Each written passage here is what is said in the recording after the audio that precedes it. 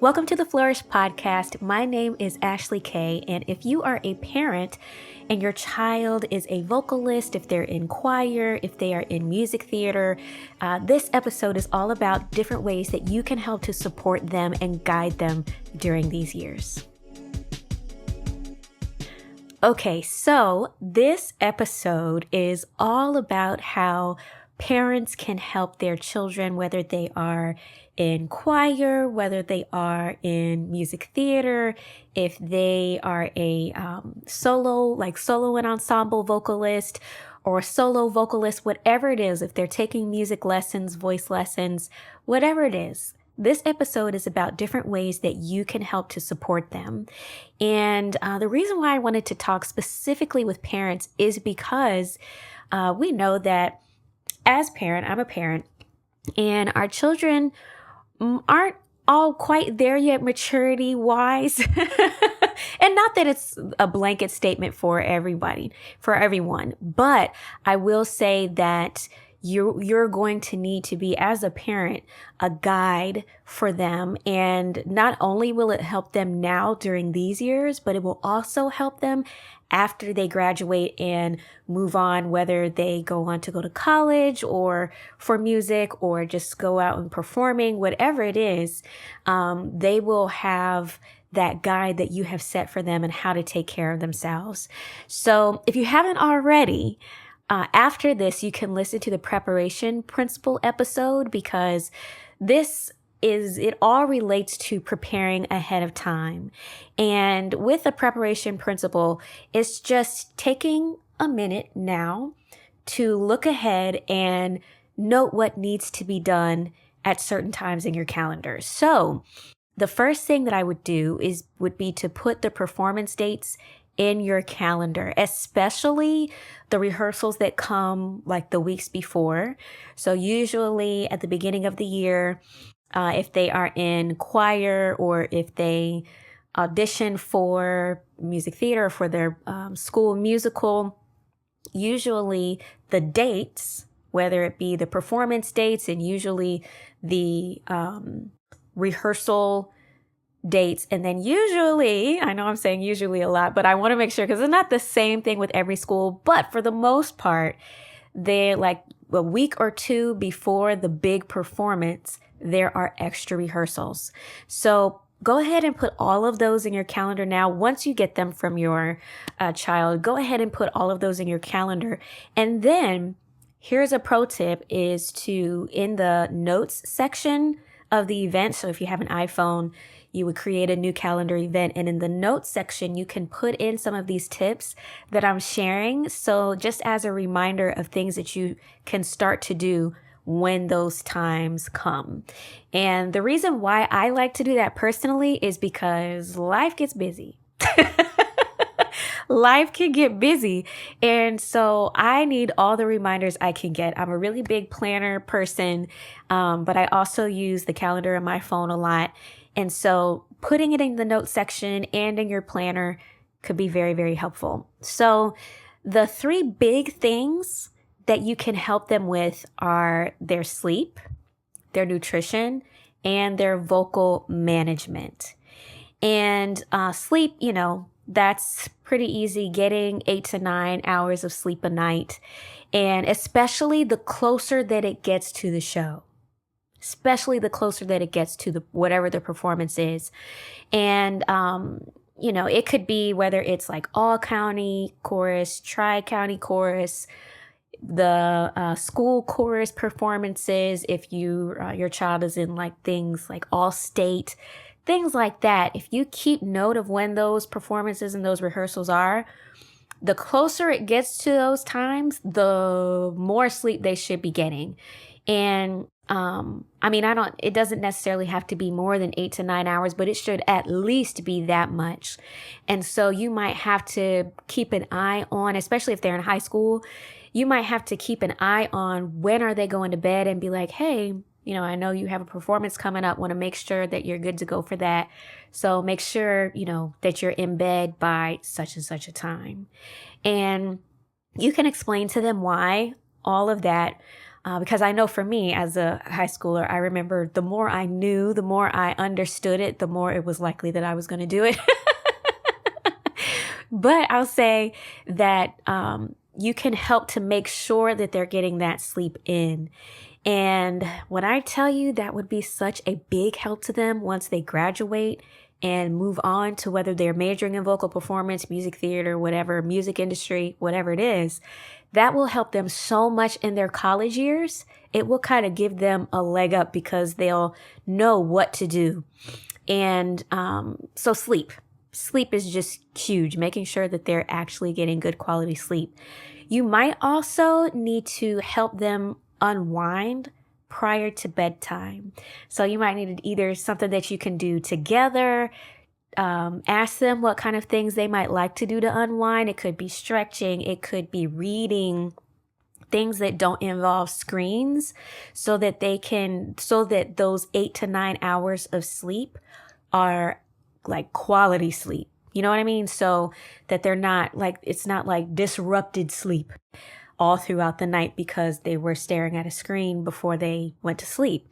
So if you can kind of guide them in that, help them, put screens away about an hour to 2 hours before they go to sleep, have some kind of relaxing activity that they can do prior to sleep, maybe journaling, reading, things like that, then that will help them to get better quality sleep. And so making sure that they do that, even if they're like, well, I have this homework to do, I have this to do, that to do. So that might mean you reminding them or asking them, okay, what projects do you have that are due during this time, right? What big homework assignments might you have during this time?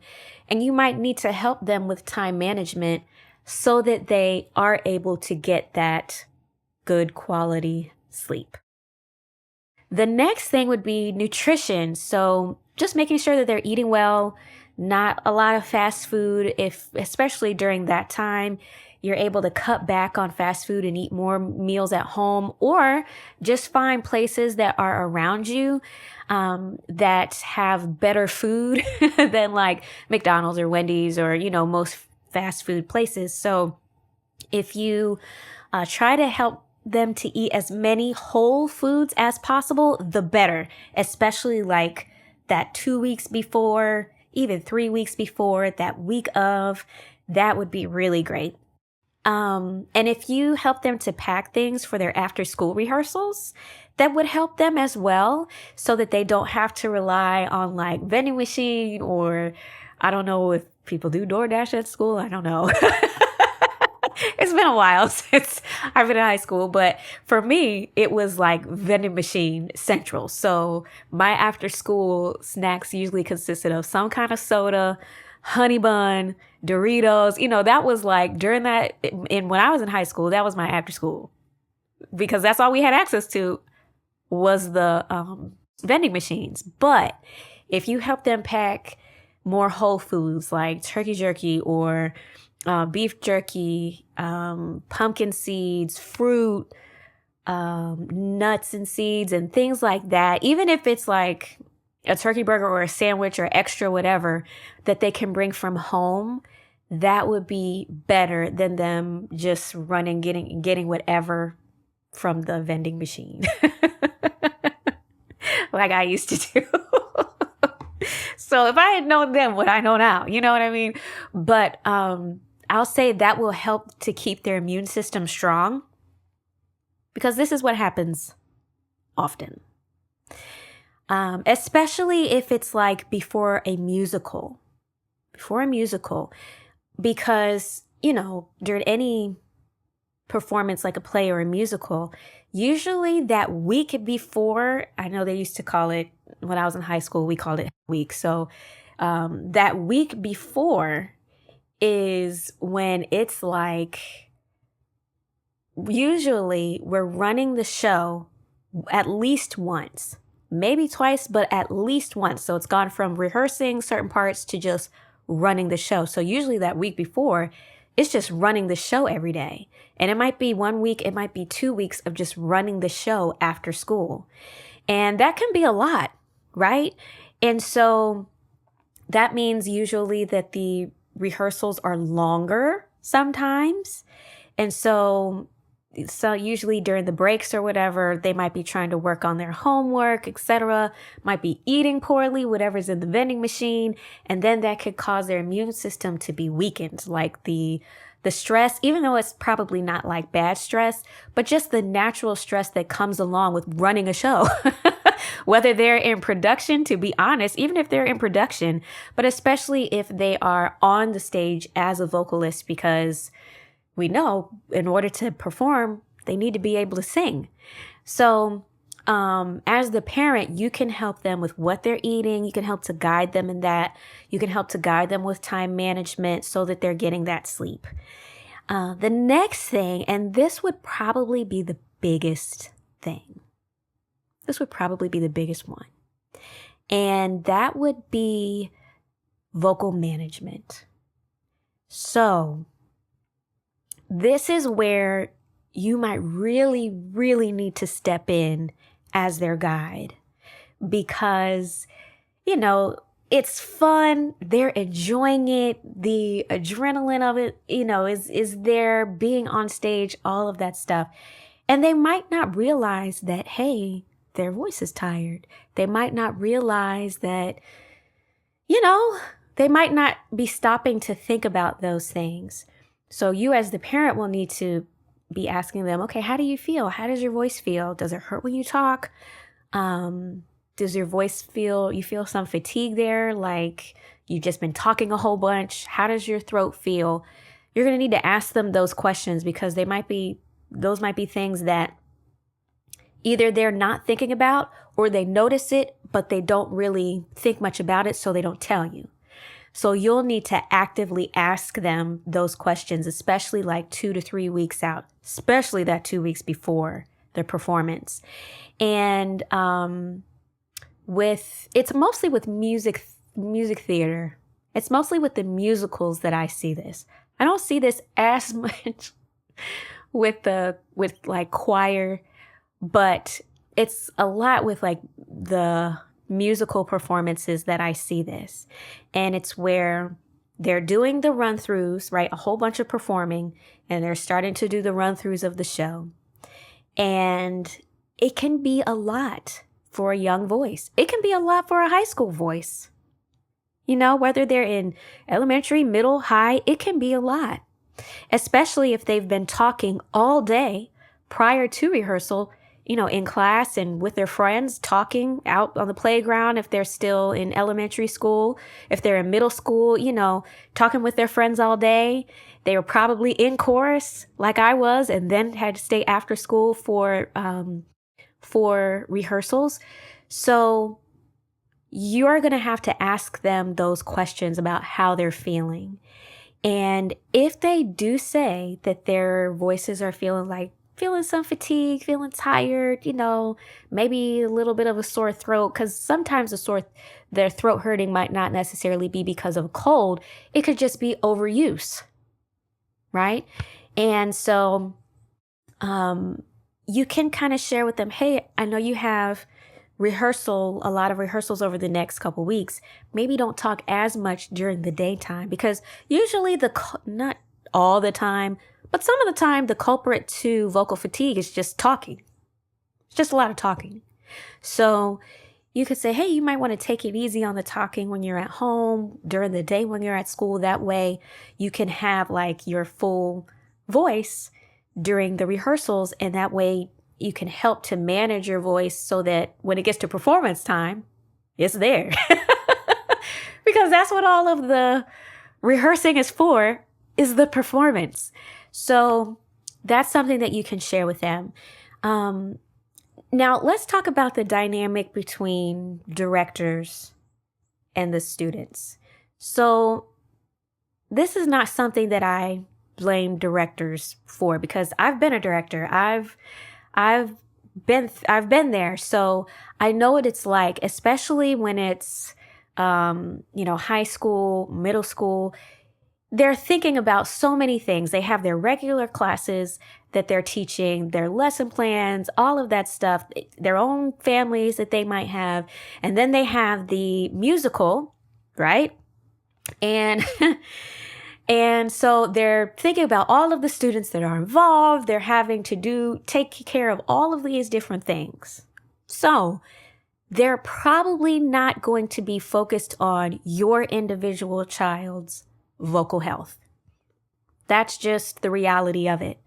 So you as the parent, you're going to have to help your child to either you yourself, if your child is feeling vocally fatigued and, you can really tell, you yourself might have to send an email to the teacher or send in a note or help your child know what to say. If your child tells the director and they're not really feeling it, then you yourself might have to email or send in a note, call, etc.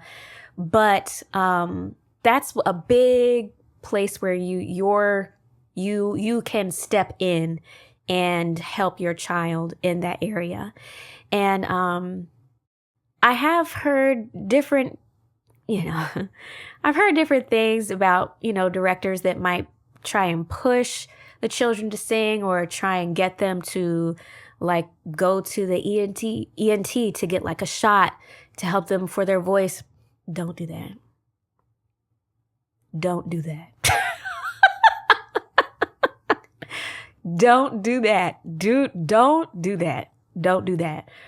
What is better, much better, is if you just help your child to prepare by you stepping in and helping them to manage their voices. Now, here's one little thing though. They may not listen to you.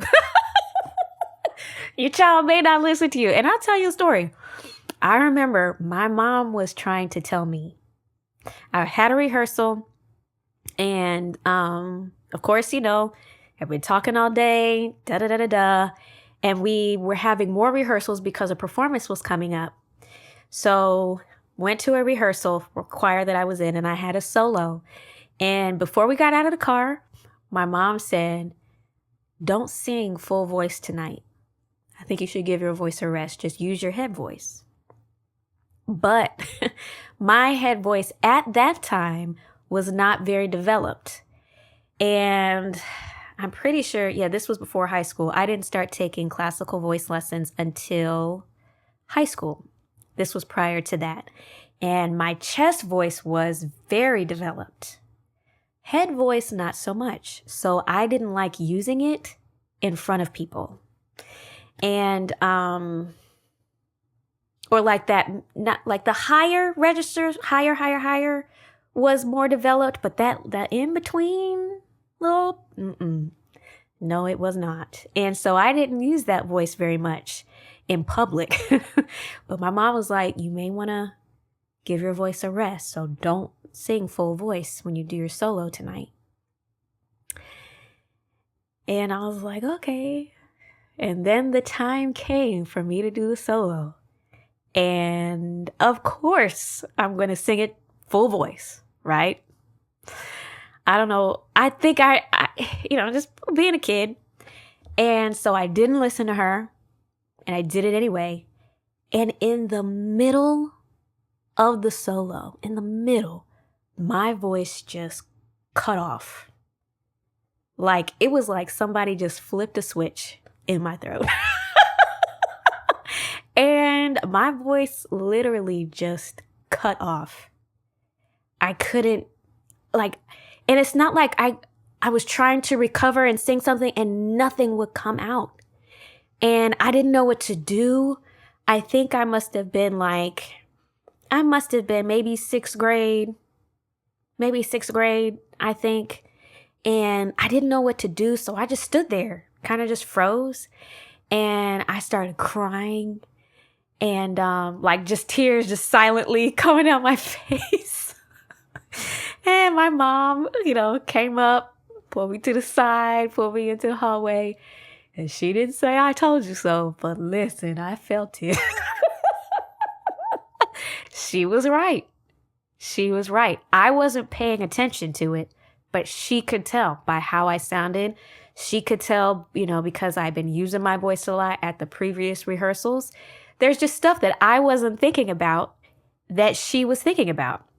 So that's why I say that as the parent, you're going to have to kind of step in there. Now they might do like I did, but I'm going to tell you, I will tell you though, I listened better after that.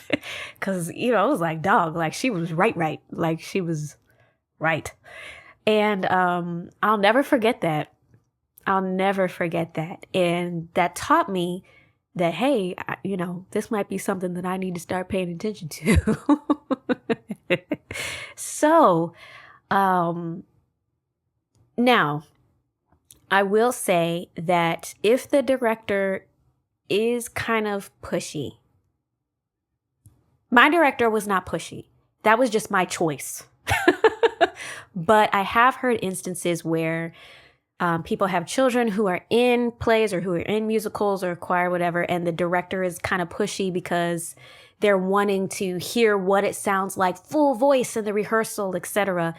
If that's the case, then you may need to go to the ENT, take your children to the ENT, not for a shot, but to just get a note, a doctor's note that they can give to the director stating, hey, they need to be on vocal rest for a certain period of time. And what that, you might need to work with your child as well to learn how to sing maybe like at half voice for some rehearsals or part of the rehearsals, or, you can work with your child. And you can even let the director know, hey, I really want them to be able to have a voice for the performance. You might need to help her remember to sing half voice or something like that. You can work with the director. And those are just some different options. But because your child, whether they are in elementary, middle, or high school, because they might not be there maturity-wise, like I wasn't, they might need you to step in. And then after the rehearsal, you might need to ask, how did it go? How did did you tell the director? How did they respond, etc., so that you can know whether or not you need to step in on behalf of your child. And I would say that for the most part with high school, you can help high schoolers. You can help them to be able to communicate for themselves with the director and then see if you need to step in. For middle school and under, though, you might need to just go ahead and step in because they might not be confident enough to approach their director in that way. So you might just need to go ahead and send the email or go ahead and send the note in or go ahead and get the doctor's note, whatever it is. Like if you notice, hey, my child is like their voice is almost gone when they get home from rehearsal, then you'll need to step in and just initiate that communication with the director. But for the most part, though, directors are really cool about that kind of thing because the end goal is the performance. That's always the end goal, is the performance. Rehearsals are rehearsals, of course, but if your child is experiencing vocal fatigue, they're not going to need to sing full voice in order to practice. That's just the truth. So, as a parent, it's just great for you to know these things so you can help to guide your child. And it's also just a way to teach them, especially in high school, how to advocate for themselves where their vocal health is concerned. Because then once they start performing after that, once they go to college, once whatever it is route they go to, they'll kind of know how to advocate for themselves regarding their own vocal wellness. So those are a couple things that you can do as the parent if your child is in choirs, musicals, things like that. And another thing is getting some vitamins and stuff that your children can have like that week or two out can help them to not be sick for the performance. Because what usually happens is, and I've done it. I did it. I remember one Tri-County. I believe it was Tri-County. All county or Tri-County. Might have been all. But I was so sick. Like right before the performance. It was the worst. And I wanted to sing anyway, you know. I remember I had gotten, first soprano, like number one in the Tri-County area. And I wanted to be at the performance, and because I'd worked so hard. And so, I remember, no, maybe it was all county. That was all county. And I remember I just wanted to be there. And so I went and I sang, but I probably shouldn't have. But that happens a lot. That happens a lot in, elementary, middle, high school, where they have big performance coming up. It might be their school choir. They've been working all semester. It's the Christmas performance, and they might have a solo, and so they just want to be there. And so a lot of times the parents will still send their kids to sing sick. And, hey, it happens. I have done it where I just wanted to be there so badly for the performance that I just went anyway. But it's not the best thing. It's not. Singing sick is not good for your voice at all. And so that's why I'm talking about things that you can do prior to the performance to help to keep their immune system strong, to help to keep them vocally strong, to help to keep them well. These are things that you can do ahead of time, guiding your children through this as the parent. So I'll probably do a part 2 of this, different things like supplements and different things that you can do, different things that they can eat, stuff like that. I'll probably do a part 2 of this, so stay tuned. But for now, please let me know if this resonated with you. If it did, or somebody that has children in choir or music theater or whichever, please send this their way, share it with somebody. And if you have any comments or questions, please let me know. And that's it for this time. I look forward to talking with you soon. Bye.